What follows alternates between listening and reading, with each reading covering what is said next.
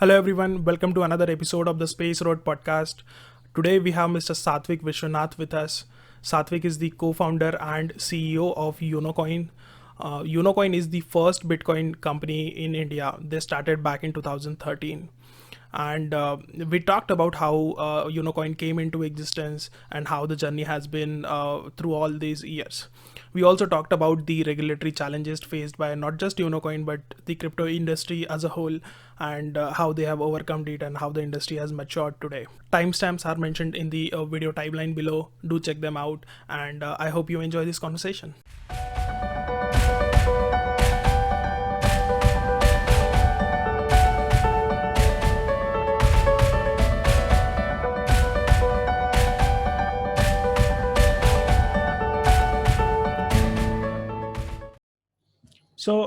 Hi Sathvik, welcome to the Space Road podcast. How are you doing today? I'm doing good, Chetan. How are you doing? I'm doing great. As I understand, Unocoin is the first Bitcoin company in India. I think you guys started with providing a convenient way for people to buy and sell Bitcoins. You guys started back in 2013. I want to start off with you telling us a little bit about your background before you started Unocoin, and then probably how you discovered Bitcoin and how it led to you starting this company. Sure.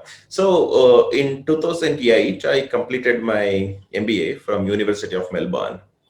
So just after that, it was kind of a recession time, and that is when I was looking at different opportunities of how to stay focused and be involved in some work and such. And that was also the time when I noticed this platform called Second Life, where we can provide different services. It's like a 3D environment, and every person when they log in, they'll see themselves as an avatar, and every avatar you meet, there is a real human behind it, and it's a very social, interactive. I wouldn't call it as a game. It's kind of simulation, I think. Something like a So metaverse that we have today. yeah, we can put it that way. That's sure. But in metaverse as well, from what I know, there are comparatively very number of restrictions of what you can do, what you cannot do. But as compared to Second Life is more like world, but just within the computer. So you can go wherever you want to go, do whatever you want to do, and such kind of things and such. Right. So I started offering custom scripting services. So let's say if someone was building a home, I used to create an automation scripts for them or security systems for them. And if someone is building a game, I used to make the game work, etc. So which is more similar to how, for example, say we used to have these flash animations, right, at one point of time, which was popular, where the little objects within the flash animations used to interact depending upon scripts inside those kinds of small objects, which are visible on the screen. So, but that is like if you extrapolate that into 3D, it's kind of how I think Second Life works. Okay. So the money we earn through this Second Life is through a closed loop currency called Linden dollars, and it's about 250 Linden dollars is $1 American, and I had to use PayPal as a way for me to get money from US to India. So then PayPal used to charge me about 3.9% as transaction fees and another 3% as conversion fees. So I kind of was losing about 7% of the money month on month for about 4 years. By the end of 4 years, I already had a bunch of employees who were working with me. So I was not, I was no more like alone, which also means I had quite a bit of expenses and such. And this kind of deductions in the name of fees and conversion, say transaction fees and such. So it quite added up. And that's also the time when I was looking at better alternatives of like, how do we make the value go from one place to one place? What other methods exist, which should be both fast and free? And that made me stumble upon Bitcoin. And because I am a techie by myself, I took some time out to read more about this concept and definitely got fascinated by it. When I was looking at what exactly is happening in the Bitcoin space in India, I got to know about a meetup that was happening in Bangalore in the same weekend. So when I went there, that's where actually I met Sunny, so who was actually the co-founder, who is as of now the co-founder of Unocoin, but at that time he was only the organizer for that meetup. So when we met, we definitely found quite a bit of synergies of what all we could do together, because he was much more of the marketing and talking guy, I think, And on my side, me having a bunch of programmers with me helped me to put up something into execution and come up with something that works and such. So in 2013 is also one of the really good year for Bitcoin when we see the price chart, right? So we will see the price going all the way from $16 to $1,050. So that's the kind of increase that we have seen in 2013. And like how the price of Bitcoin increased, there are more and more people who are also coming for this particular meetup, Mhm. right? So that was happening every weekend. And once this started happening, we in few of the meetups we had as much as 100 people, right? So that was kind of a mini conference by itself, even though it was just happening in cafes and sometimes some posh hotels and such. While everyone could talk great things about Bitcoin and how the countries like US and Japan and China were already progressing, people in India could not lay their hands on Bitcoin yet because there was no platform where people could easily buy, store, and sell Bitcoin. Today we have n number of wallets, but if we are talking about a year like to 2013, maybe blockchain.info was the only wallet available, kind of, and the others Yeah. were not really popular yet and such. So it was quite tricky, and in India there was no platform. So apart from this, we also tried doing other things like attempting to mine some Bitcoin and creating physical Bitcoins and creating them and all launching the conferences Did you around try to Bitcoin. use Bitcoin as a mode of payment instead of PayPal in your existing business back then? I didn't use it because the moment I got to know about it, I got fascinated so much that I started. I felt like this is kind of a solution. Whatever I found is helpful for many thousands of people, right? Mhm. So maybe I should build something around it so people, whoever were losing money like me, can take advantage of this kind of technology. And in India, you need a business to support it, right? So Yeah. that's what we're using. But on the other side, I have used Bitcoin as a mode of payment in a couple of places, right? So there used to be one platform called BitQrex, which used to give like a debit card kind of thing, right? So there are. I remember once I used about 1.1 Bitcoin for paying a restaurant bill, right, which was about Okay. 7,500 rupees. So yeah, and then there were, I mean, when I had been to US, there as well I've used it a couple of times to pay for the food, right? Okay. So when I So go there. this So, the restaurant bill was in India or it was in no, no, some other that was country? US. That was in US. Yeah, Okay. when I'd been. So it's like a Subway kind of equivalent that we have seen there. So there Okay. it's, I mean, they were using BitPay as their payment gateway. Hmm. So I mean, it is just a good feeling that you're able to pay it without any middleman in between, and the payment just reaches and it just happens like magic kind of Yeah. thing. So yeah, that's what has happened. So and then when people started, I mean, with these people who are coming for the meetups, some of them started to bring some cash, hoping that someone else who is coming for the meetup may have some Bitcoin to exchange. Hmm. That was like quite a very not a good way for these kind of transactions to happen, especially when they are obviously are meeting for the first time and they don't know each other and such. Yeah. So we saw that to be a business opportunity, and US had a platform like Coinbase, and Europe, I think we had Bitstamp at that time, and Japan sites had this Mt. Gox. Hmm. So it's kind of, we thought it's time for India to have a similar platform supporting these kinds of transactions for people to be able to buy and sell securely, um, and knowing whom they are doing the transaction with.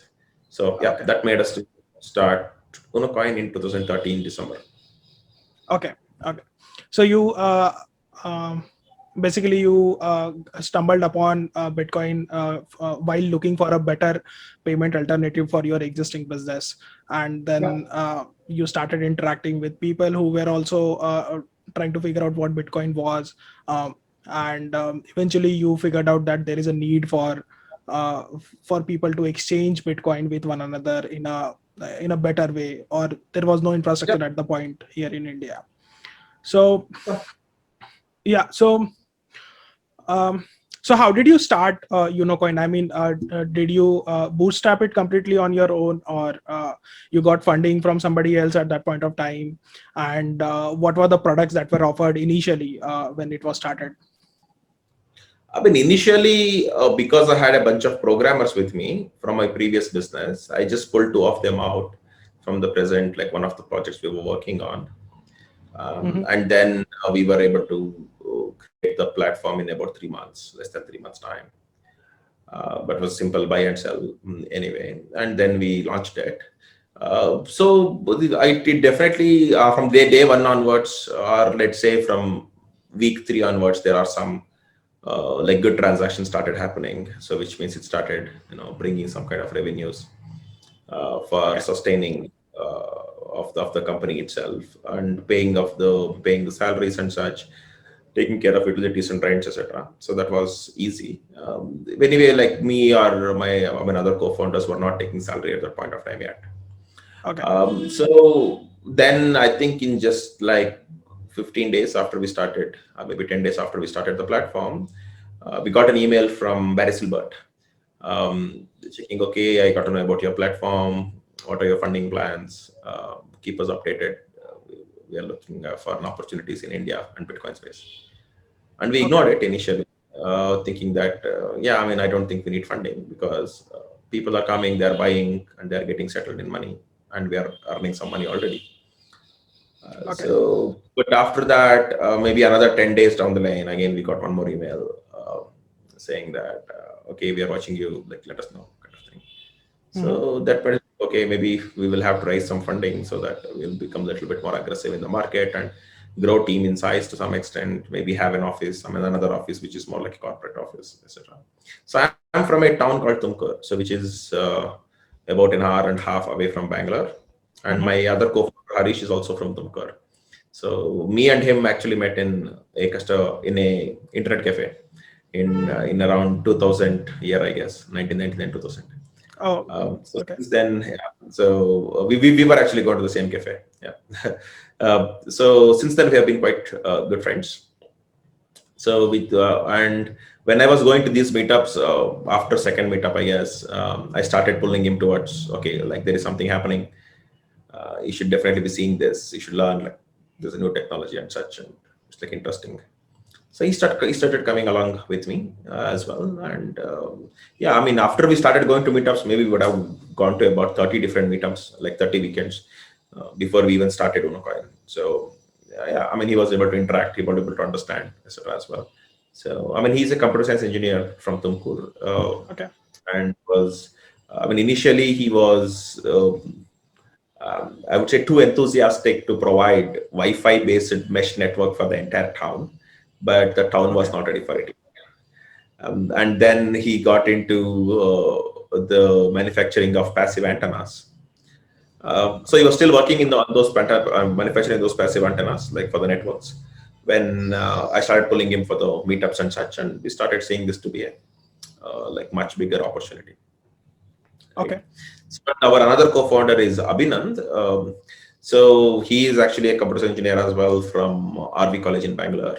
Mm-hmm. So I started pulling him. I mean, he's actually my cousin, in fact. So I actually started pulling him maybe from week five onwards, I guess, to say, okay, yeah, this is like something good is happening, and this looks like a huge industry in the future, where to just come and like start interacting and take it forward and such. So that happened. So in that way, yeah, we four of us, including Sunny, kind of were. I mean, we have very complementing skill sets, I think. So I could Right. take care of technology, and Harish could take care of compliance, finances, accounts, and such. Abhinand is more on the marketing and product side of things, and Sunny is more on the customer relations, investor relations, partnerships, and such kind of things. So it's kind of very complementing skill set, which could support one another for any company, like for a company to be formed and such. Right. So yeah, we were kind of pivotal to do the other three, four things before Unocoin, but yeah, Unocoin obviously have been the most successful one. Okay. Uh, so yeah, this is where we kind of are right now. Okay. Okay.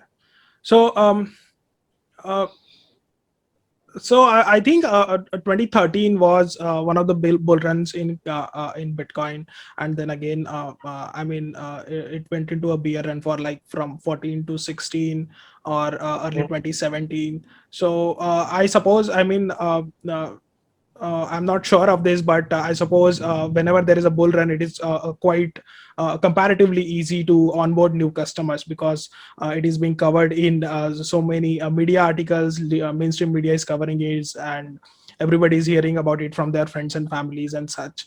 But I can imagine back then in 2014, 15, 16, it was very, not a lot of people here in India know about Bitcoin. So how did you went about, acquiring new customers? And if you want to share some numbers, a number of customers you had back then, and how it has grown over the years. Sure. So I think by mid 2014, we had as much as a couple of thousands of users. There's Mhm. also when we actually raised that 250K from Barry Silbert, Okay. um, so from Digital Currency Group. So that was our first round of funding, and we could use that to grow our infrastructure. Then have a office in Tumkur as well. I mean, as Bangalore as well, which we call it as corporate office, because the required talents, all of them are not available in Tumkur. It's comparatively like maybe 1/25 the size of Bangalore. And Mhm. even though there are just a few engineering colleges, the engineers actually used to, once they're done, they used to go to Bangalore in search of the jobs and such. So it was the talent crunch was definitely there in Tumkur. Right. So that made us to open the office in Bangalore in 2014, like late part of 2014 and such. Right. So, yeah, I mean, like up until probably 2017 mid, Mhm. it definitely was very tough for us to even explain what is Bitcoin. I mean, today people get it because so much of media shouting is happening, um, explaining and such, and there are so many people talking about it. And not many well-informed people or maybe engineers or who are not aware of Bitcoin, right? So it's one or the other point of them they would have come across. And then nowadays even there is mass medias which are covering advertisements and sharing of the information. It could be the educational method, or it could be just advertorials or interviews and such. So at that point of time, when I mean, there are so many times when I start explaining what is Bitcoin, I had to finish it maybe within say 2 minutes or 3 minutes. Right. Within that, if I can't capture their attention, they just used to move on. That's it. Yeah, this is not something that we can understand, and this looks like a like Ponzi scheme and such, right? So, and for a common man to understand that point of time was comparatively very tough. So it looked like okay, there's no backing, there's nothing that exists. It is just like a string of numbers that is holding something, and that's pretty much it. And no one knows where it exists, and it has some value. As of today, it makes so much of sense because out of that there is a blockchain technology itself, which is a new concept that has been formed. Uh, Yeah. but at that point of time, it definitely not so. So in 2016, we raised our second round of funding, which was another $2 million at that time. So that all those combined, it helped us to make our platform better, provide much better customer service, keep helping newcomers with whatever we had to say. But one thing, at least we had made sure at that point of time, is that we were not doing any kind of push based marketing activities. Mhm. It was much more about if customer have to learn about Bitcoin in one way or the other, and then only they'll be coming to our platform because it's kind of, as we already know, it's very speculative asset. Yeah. So we definitely were not doing any kind of influence on when customers should invest and when not. And yeah, so in that way, when people used to just come on the platform, they should learn how to trade than what is Bitcoin itself. Yeah. So Okay. we raised our second funding in 2016. I think we may had about 15,000 users. I think so. Okay. 2017 mid we actually end up with as much as a million users. It was like a mid 2016 to end of 2017 is like a very good bull run. In fact, we have Yes. seen. Yes. Yes. Okay. Okay. And So I watched a couple of interviews that you have done in the past, and there you mentioned that you, apart from a simple buy and sell product on your platform, you had also started providing services like where merchants can use Bitcoin as a mode of payment. And just want to ask you, I mean, how I mean, what thought process went into providing that solution? I mean, was it a pull from customers or merchant for say that we want something like this where we can enable Bitcoin payments, or uh, you thought it makes sense to provide this type of solution? And do you still provide those solutions, or is it something which has been discontinued, and if so, why? Yeah, so see, merchant gateway, initially we only were offering it through an API, so where our customers could use I mean, connect to our servers when it is time for their users to check out of the website. And then they used to tell us how much INR that they want to receive. We used to provide them a unique address, unique Bitcoin address, and how much Bitcoin amount it is, so that they can display it on their to their customers and accept the Bitcoin payment and such.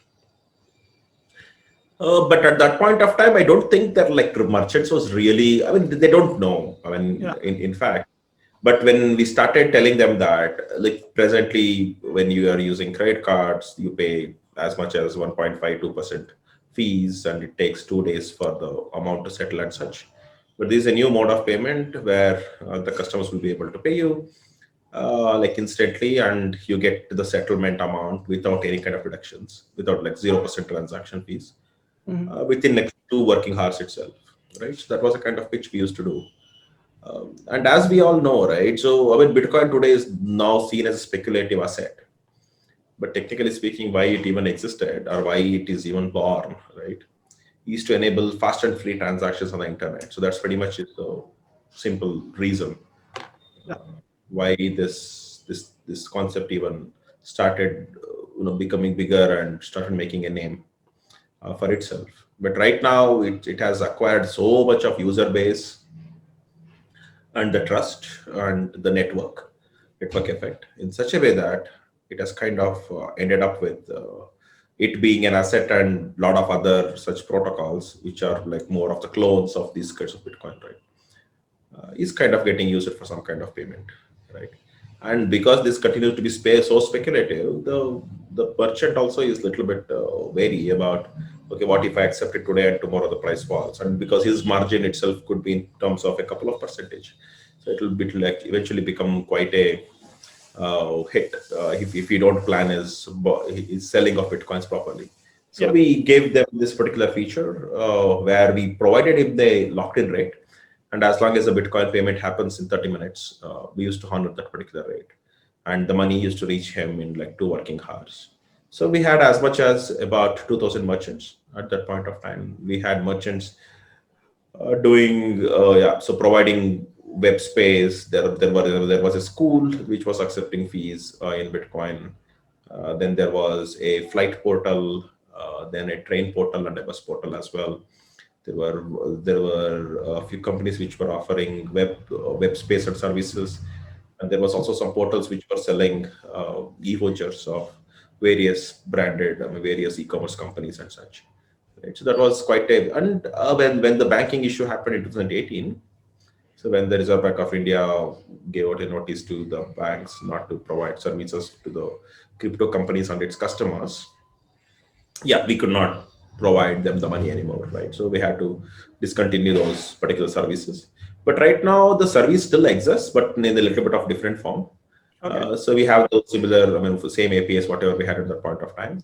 But we don't have explicit, merchant-based service itself. It is just that the customer can either use it for merchant-based or use it to create their own wallets and such. So we have more robust APIs right now, and it's up to our customers if they want to use it for merchant as a merchant gateways, and they definitely can use it. Okay. That's Okay. pretty much that we see right now. Yeah. Okay.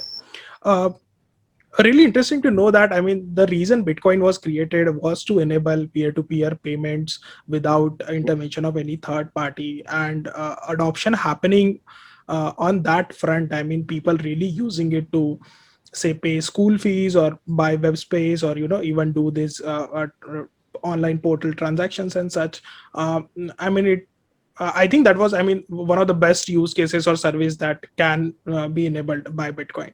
um, but since Bitcoin itself has been considered more of a asset class these days, a store of value, so people do not want to spend it. But but that is, I believe that is still possible using other assets, something with something like a Litecoin, or even a Dogecoin for that matter, can be used for payments and stuff. So you are saying that those services still exist, but it is dependent on the end consumer how they want to use it. uh, Yeah, that's right. right, right. Okay. So um,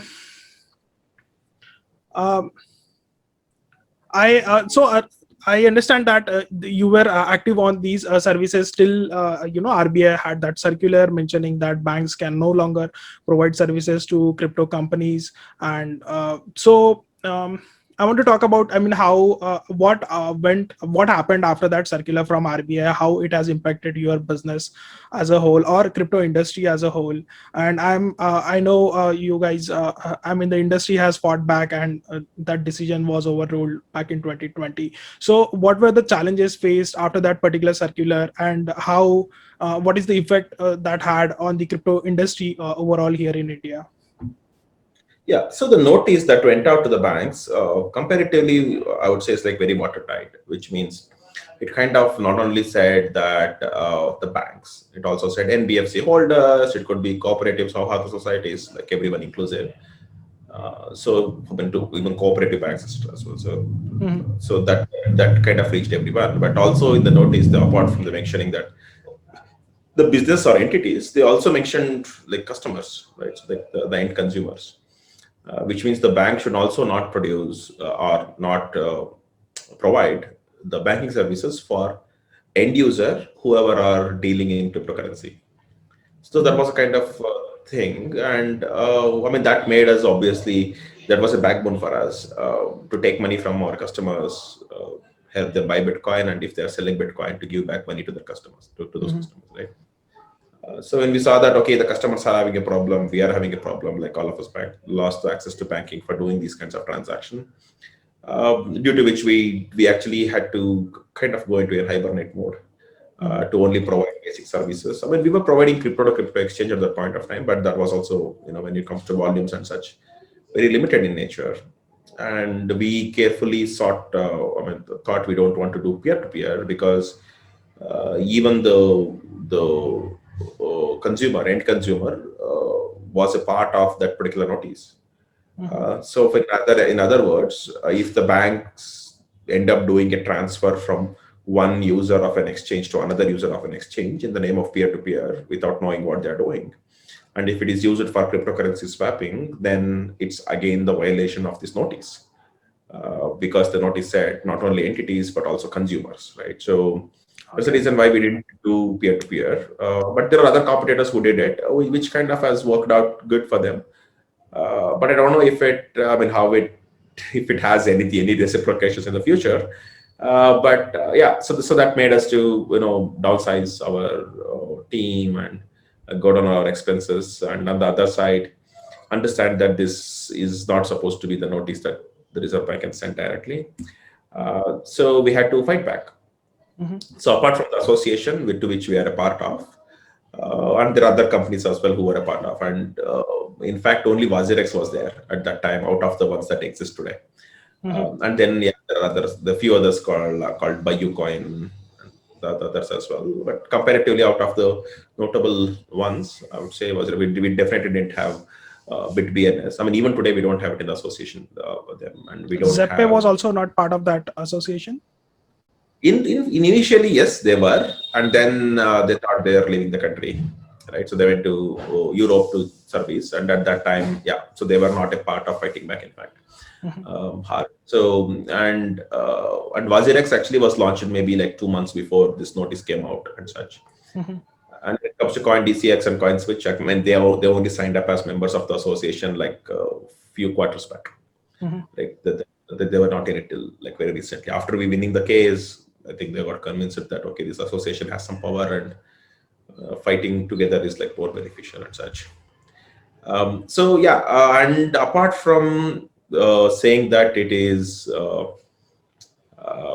it is unfair for the Reserve Bank of India to come up with this kind of notice. It is more like on proportionality basis, which means if it is a business that is not outlawed in the country, then the RBI should not use these kinds of powers to say that it should not allow the banks, right? So it is if it is not illegal and it is just like any other commodity business or food business or whatever business it is, just that the actual money is being paid for buying and selling of cryptocurrencies. So we had to fight on those kinds of proportionality basis on one side, and then it's actually also the human rights issue. So Mm-hmm. what do I mean by human rights issue is so humans when they're doing things right, they should not be a victim because of the RBI or banking infrastructure. Mm-hmm. So we needed a human as well, because association cannot represent a human. It is association is like an entity. Mm-hmm. We didn't find any human who said, okay, I'll put the like big boy pads and actually step up. So my co-founder Harish had to be that human. So he had to take that up a stand, saying that okay, I am a individual who have got who have been a victim of this particular notice without doing anything wrong, as per the laws of the nation. Mm-hmm. So that as well, I mean, he had to be in the court every single day for every hearing at Supreme Court, and he was also the one who was explaining the lawyers about the industry. I mean, they know the law, right? So they don't know the industry. So there needs to be Yeah. someone who is from the industry to tell them like what means what. So yeah, so in that way, I mean, he was able to do both, being a part of a human victim and as a co-founder of Unocoin, he was able to tell like how things work and how it is supposed to be and why this is wrong. So yeah, we had to fight back about 23 months, I guess. So since the notice to the verdict. So on 4th of March 2020, we got the verdict from Supreme Court saying that okay, yeah, this particular notice is set aside. Mm-hmm. So just after that, the next day itself, we got the access to banking, and we started again servicing our customers, etc. So given that at that point of time we had lost touch of being very proactive for about 2 years, kind of in a also it needed some time for us to warm up and be able to like be in a industry in such a way that just like other equals, right? So many others. So there were a few other exchanges, but that by then who were like Bar, like Coin DCX, and the coin switch was more of the crypto to crypto transaction like Shapeshift, but then Yeah. they shifted their model towards just simple. I mean, the exchange for India itself, because Yeah. after winning the case and such. So then eventually all of them became the part of the association as well, right? Yeah. And now that because of the background, because of the money they have created, I think the IITians and the technologies they're using, etc., etc. So different players have raised different amounts of money, and they have used it to take it forward and do the customer acquisition, etc. So, and one thing that kind of everyone have in common is we should not let the India, the entire country, lose out on a technology like this, just because the people or the regulators as of now don't have the full understanding of the Bitcoin. So because of that, we continue to fight. We could be talking to the regulators, talking to members of parliament, and any influencers, so that like what the technology is and how it works and such, so that it can reach to as many number of people in India as possible, so that the more and more people get involved, it'll be much better for the industry. So So that's pretty much.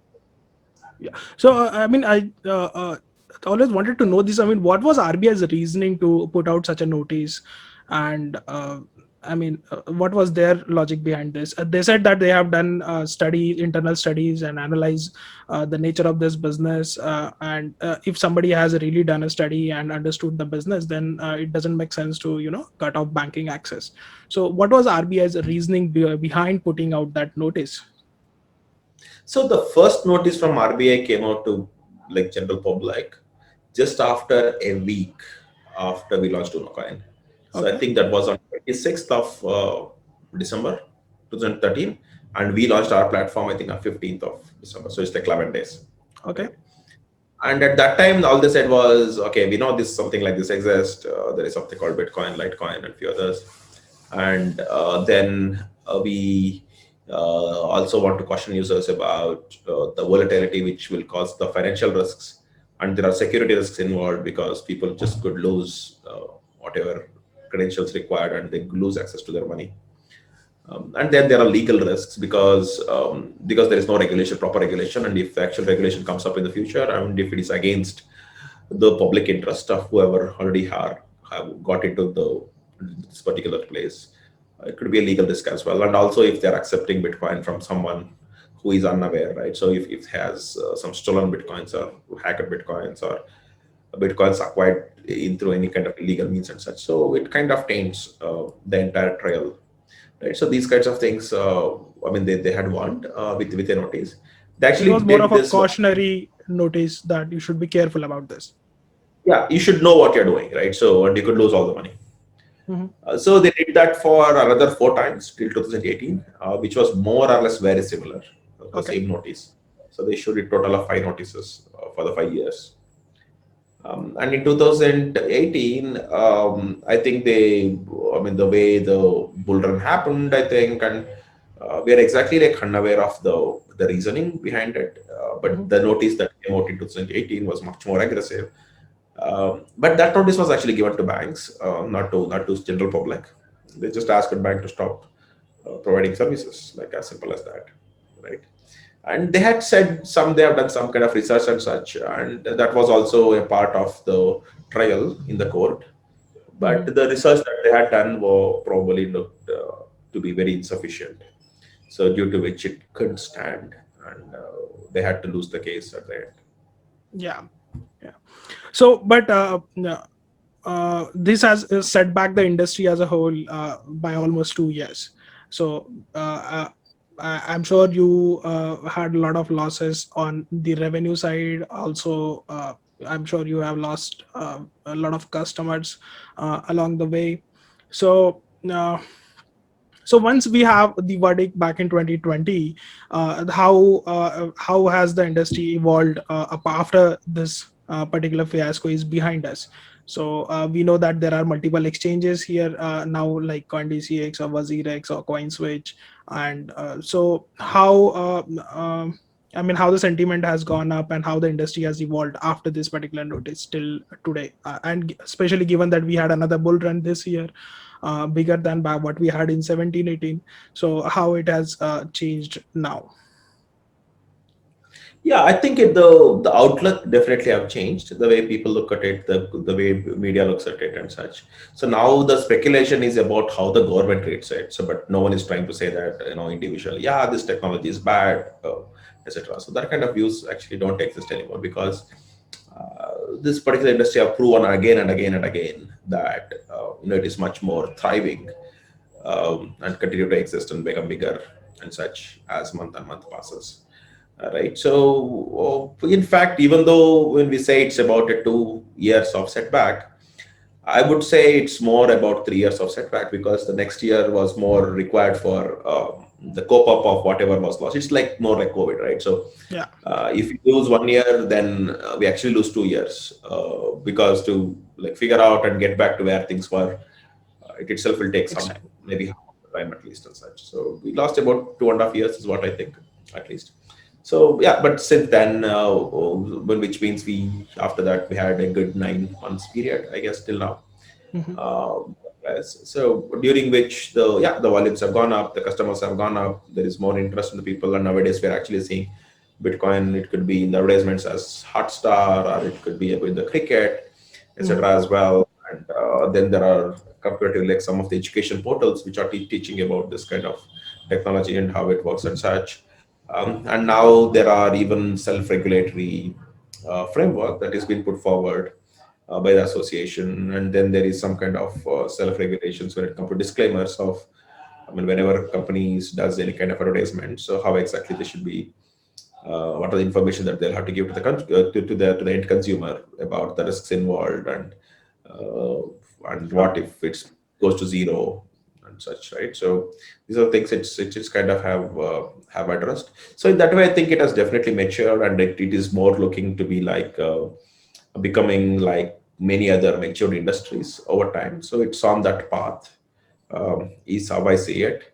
But as we continue to like move forward, and the rest of the world keep moving forward as well, I think it will keep on getting more robust and stable, I guess. So this particular bull run, yeah, I mean we had a good bull run, but definitely not like what we had in 2017. So 2017 was more about, say, price went up from $1,000 on January 2nd, all the way up to I think 20,000 by January 17th, so in 2017. So we have definitely not seen like 20x Yeah. increase, like, right? Yeah. So, but however, this also brought a lot of people who had been very very stubborn in 2017, right? So those are the ones Mhm. who did not get involved, and even now they are involved and such. And maybe every bull run actually brings more and more people, Yeah. is what happening. And people should understand that, okay, this is more about the technology and need of the internet, I guess. So the fast and free payments. So I mean, what its eventual value will be is kind of unknown, but however, given that there is a utility that is like very very easily visible on the table, so people who want to capitalize on identifying this kind of opportunity should have the required patience, so that they can reap the benefits of the risk taken. It should not be like putting the money in the morning and taking it out in the evening. That definitely should go Definitely. away. That, yeah, I mean, even though it's like good for the industry because there is like liquidity and such, Hmm. the concept is definitely not that. Yeah. Yeah. Yeah. Uh, okay. I mean, I understand now. Uh, the bull run, the amount of price gain back in 2017 was much higher than what we had today, comparatively. But yeah, as you said, I mean, every bull run brings in more people, it creates more awareness. And every bear run, I think it distills people, who focus more on learning, understanding the technology. They hang around for a longer period, but somebody who is trying to make quick money would not. And I understand now that the government and the regulators are having much more unbiased view of this, trying to understand the technology and trying to see how we can regulate it, looking at other international markets and such. So I hope I mean India also brings in certain regulations so that the investors are taken care of. And it also allows for industry to keep innovating and keep creating better products and services for everybody. I, uh, I just want to take you back a bit in 2018, because Unocoin had installed their first Bitcoin ATM here in India back in 2018, and I was very excited at that point of time that yes, India also has some ATMs now, because only a handful of countries had them back then. And but unfortunately that has not continued. And today I don't think we have much ATMs. I think there are few in some locations, but we don't have much Bitcoin ATMs. I think it serves well for somebody new to understand Bitcoin, interact with it, much similar to how one can interact with a banking infrastructure. So I think it definitely helps in enhancing the awareness and adoption as a whole. So I want to ask you, I mean, what was the thought process behind putting out that ATM? And again, what I mean, what challenges you faced, and why you had to take it down, and all the things that happened around it. And also, does Unocoin plan to put ATMs again in the future? Yeah, so the reason why we even thought of putting this kind of ATM, I mean, it's not like the Bitcoin ATM. In fact, there's like a misconception. It was Hmm. more like a machine which can accept money from our customers and a machine which can give out money for our customers. It's as simple as that. Hmm. It's like a money. That's it. It's not the Bitcoin ATM itself has a different meaning. In fact, so where people are purchasing it on the portal, I mean, on that particular screen itself, and like paying money for it and then cashing out and taking the Bitcoin into their mobile wallet application or something like that. So that was not all the thought process. Okay. Because of the banking restrictions which was posed by Reserve Bank of India, the banks could not provide the bank accounts for us or to our customers, right? So, and there are so many people whose money is kind of stuck in terms of Bitcoin, and even if they really need it, they just don't have a way to get the money out. It's kind of that way. And yeah, like I said, we didn't look at the peer-to-peer as even an option, because it's kind of violation. It's making banks to violate their own notice. Mm-hmm. So we didn't notice. I mean, we didn't go in that way. So the obvious option that we had was, okay, what if we have some people who actually are accepting money and distributing money to the consumers, and then uh, these people, we will have to trust so many people, etc., which was like very much like not at all possible in the way we run the business and such. So we thought, okay, we will make it as a machine. So we actually had bought the same bank ATM machine kind of thing from the similar provider. So then we reconfigured it to just contact our servers instead of like banking infrastructure servers. So it could now check the balance, provide cash outs, and if someone is willing to deposit money, then it should credit their particular account that way. But however, yeah, it did, like you said, it just got like confused that we were trying to put Bitcoin ATM, I mean, which itself is also not like outlawed in the country, because the restriction was more in terms of banks. It was not for us as people or citizens of India. Mm-hmm. So it more came out that, okay, RBI has banned Bitcoin, but still someone is installing Bitcoin ATM. Mm-hmm. So there was a kind of misconception that happened at that point of time. Then me and my co-founder were taken for inquiry. We had to stay there for two days, explaining them that this, and they had to say, okay, yeah, like you guys are trying to cheat your customers. So that actually this ATM has not even gone live, right? So it is still a machine which we are testing. Mm-hmm. I think I don't know like what exact restrictions they themselves had. Uh, so they said that, yeah, we are filing a case, then you have to fight it at the court. Okay, if that is the case, then let it be that way, kind of thing. But anyway, like after coming out, we kind of identified that, okay, this has its own challenges, and this could end up being always we fighting for it instead of actually working on the business and doing other things, because it's a physical thing. It comes with its own challenges and such. So with that, maybe it's instead of working this, maybe we can just win the court case itself by actually fighting. Yeah. Right. So since then, we started concentrating more on the court case to make sure like it is moving towards winning and such. And we knew that once we win it, then our customers will be able to send money to us, and we can send money to customers directly to the bank account. So then we don't really need ATM. Mm-hmm. So as of today as well, there are a lot of people who actually want to see ATM on the ground. Mm-hmm. Up when we put it, but as of now, we haven't really see the need for it. We are more comfortable to take money from customers' bank account to our bank account, so that it's much more compliant way, Okay. uh, way and such. So yeah, this is pretty much where we stand. I mean, we may actually come up with some kind of ATM idea, like what we want to do with that, etc., in the future, but Mm-hmm. definitely not something very soon. Okay. Okay. Okay. Um, I think I mean it would be interesting to see Bitcoin ATMs. I mean, out there in malls or in public places, because it definitely would help in enhancing the awareness and adoption of Bitcoin as a whole. Um, That's definitely true.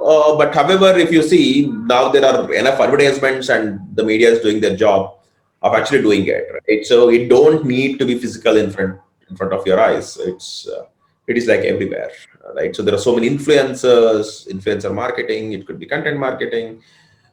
Then there is some cost that the industry players are spending out as customer acquisition costs. Then there are some welcome bonuses and such as well. So all of that combined, it kind of is bringing Yeah. awareness already. So I think awareness is a huge challenge today. Yes. Yes. Okay. Okay.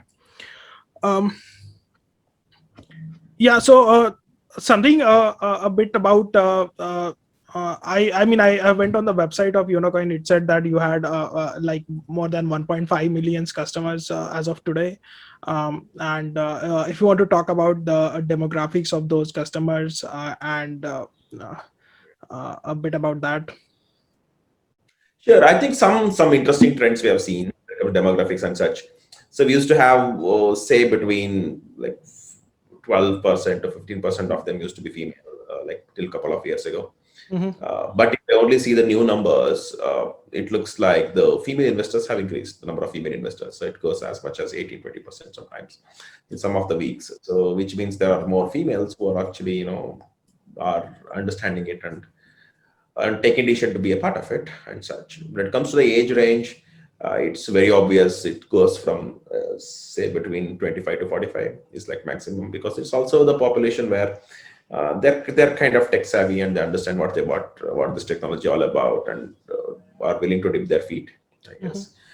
And there is also, we have this product called SBP, Systematic Buying Plan, which is Hmm. a SIP equivalent for mutual funds, right?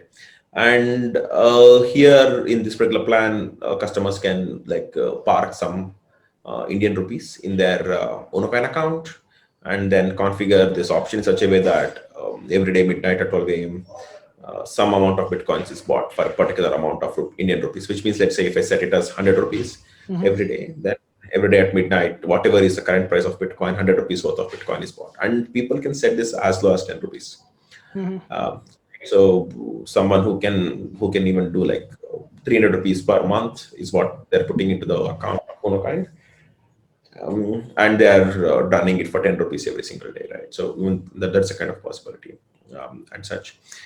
So yeah, and it goes as much as 50,000 rupees per day, and with the frequency of either they want it daily, weekly, or monthly.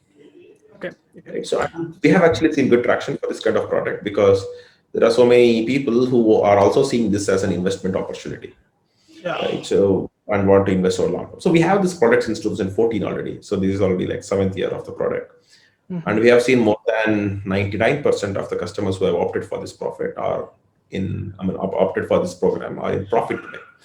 Yeah. Um, so they're kind of like, keep reinforcing our theory that some kind of, and it kinds of like helps with the financial discipline as well, that they know that okay, by the first of the month they have to put together 6,000 rupees for this purpose as an investment, right? So it kinds of helps them with financial discipline. And if it is a big bear market as well, people don't bother, because they're just acquiring more Bitcoin because the price of Bitcoin is low.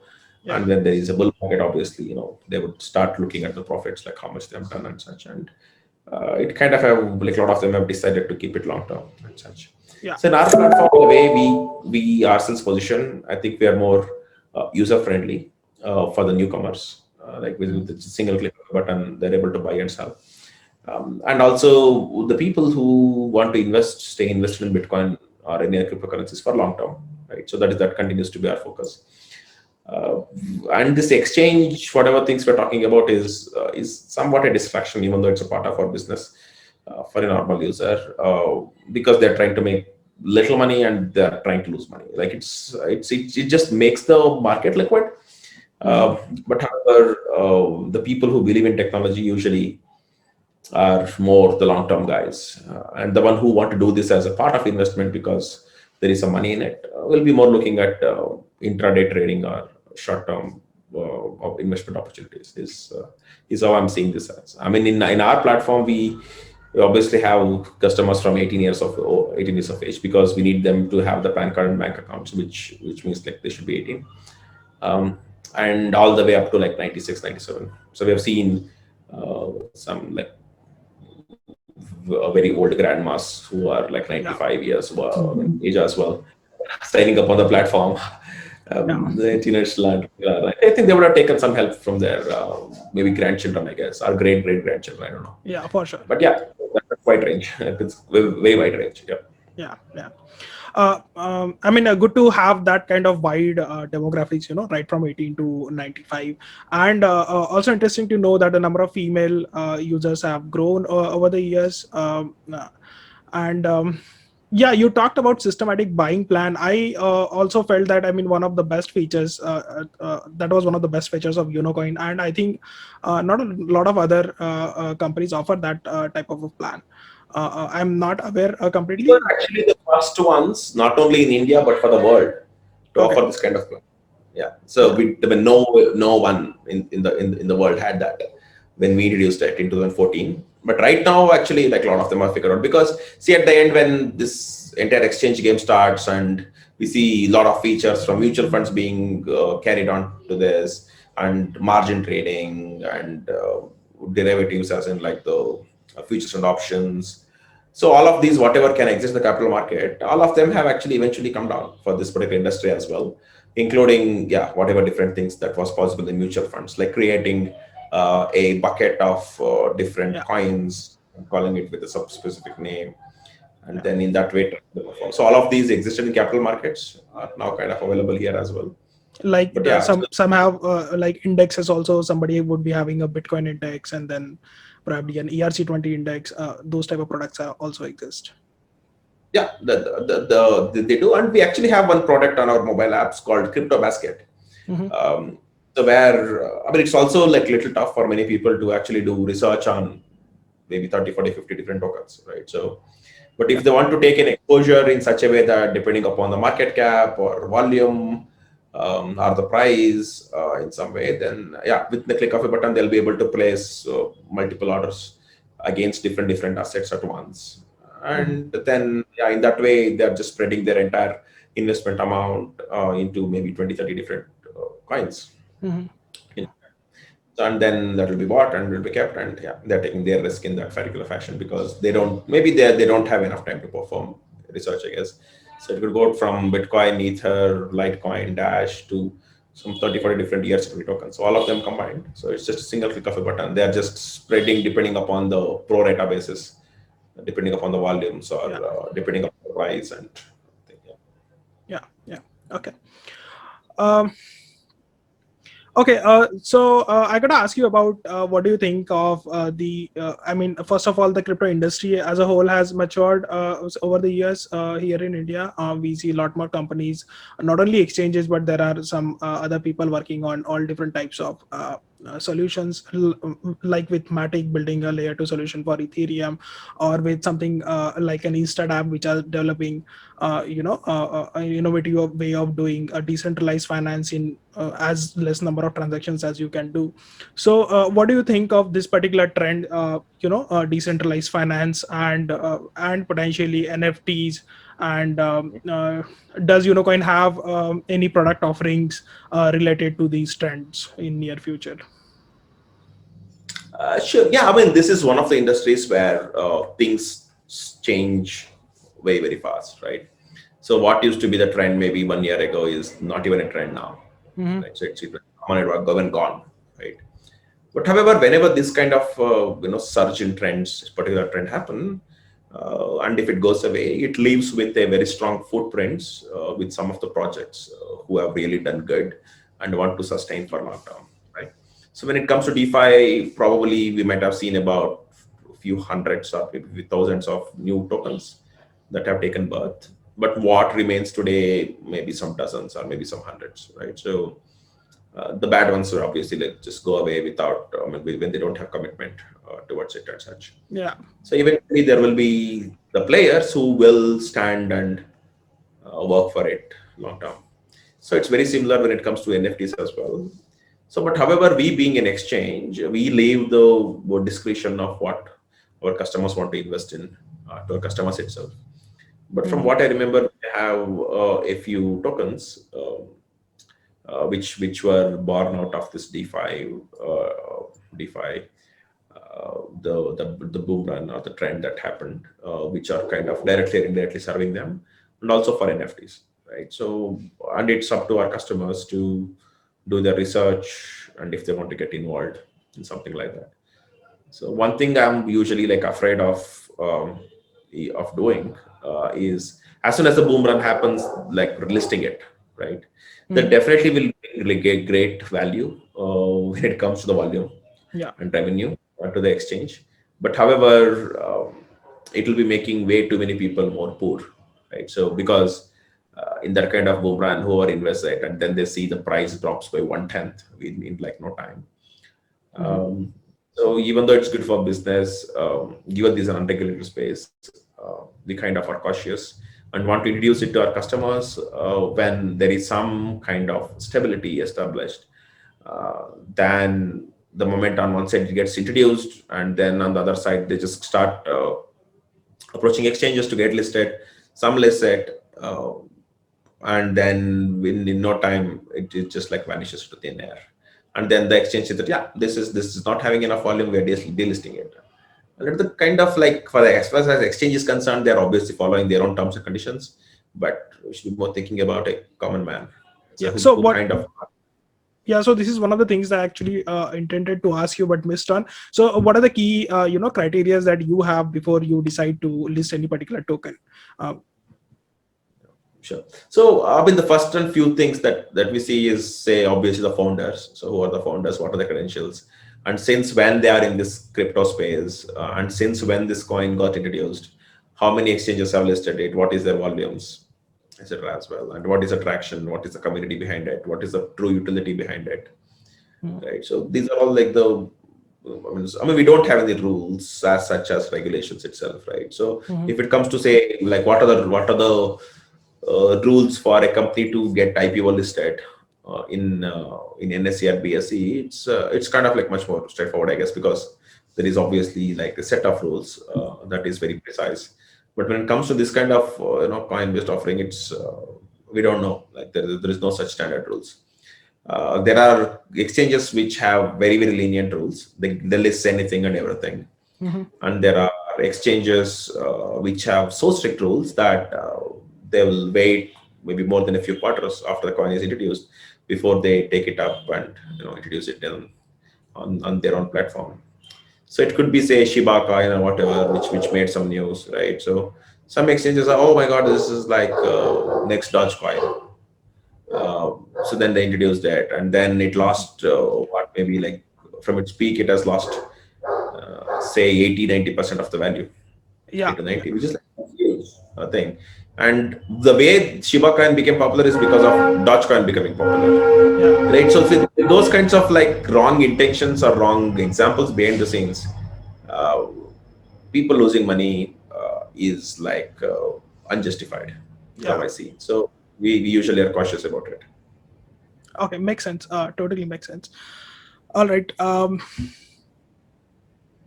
I think that is more or less what I wanted to, cover or talk about in general. Definitely learned a lot of things from this conversation. Anything specific that you want to mention, or anything that you want to say before we conclude this?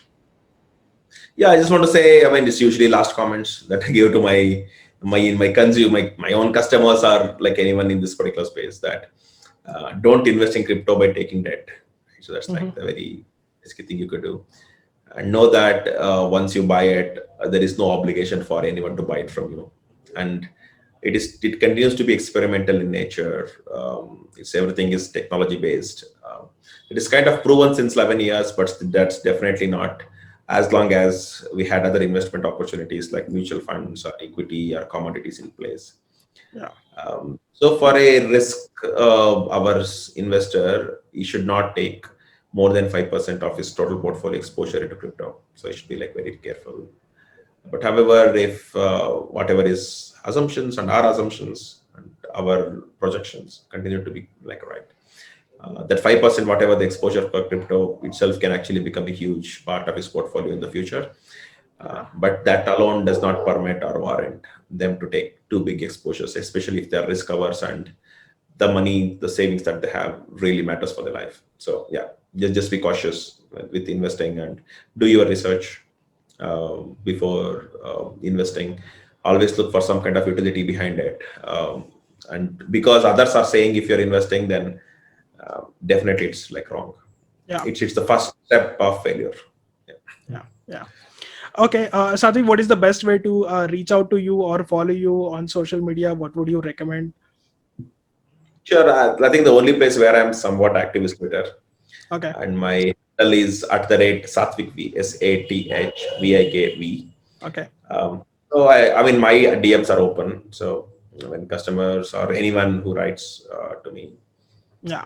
I definitely try to reply. I mean, that is how even we are having this podcast Yeah. I today. mean, I can totally vouch for it. Yeah.